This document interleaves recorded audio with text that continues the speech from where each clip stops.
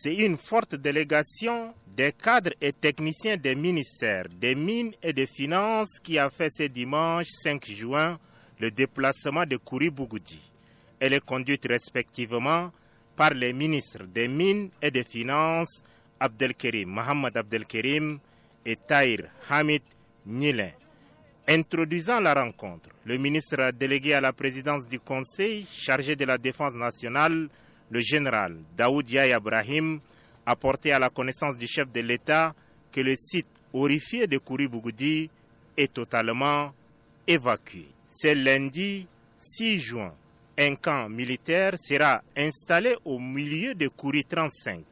Il devait par la suite remettre officiellement le site de Kouri Bougoudi au ministre des Mines et de la Géologie, Abdelkerim Mohamed Abdelkerim.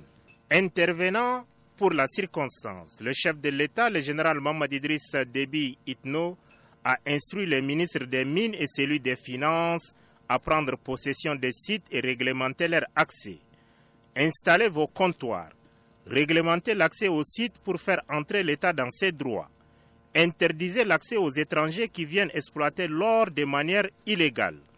Tout expatrié doit avoir une carte de séjour en cours de validité et une autorisation préalable du ministère des Mines. Le Tchad n'est pas un marché où l'on entre et l'on sort comme on veut avec ses richesses minières selon ses convenances, a averti le chef de l'État. Quand tout sera prêt, autorisez les Tchadiens qui désirent exploiter l'or de manière artisanale à accéder aux sites miniers. Mais ces derniers doivent préalablement payer les droits d'accès au comptoir. Selon le président de la République, l'exploitation et la vente clandestine de l'or de Kouri Bougoudi fait perdre à l'État tchadien 57 milliards de francs CFA par semaine. Toutes les mesures édictées ici doivent être mises en application. Au cas contraire, je ne quitterai pas Kouri Bougoudi, a instruit le chef de l'État. Enfin, le président de la République a exigé la mise en place d'un comité de gestion de 5% des revenus générés par l'or au profit de la province productrice.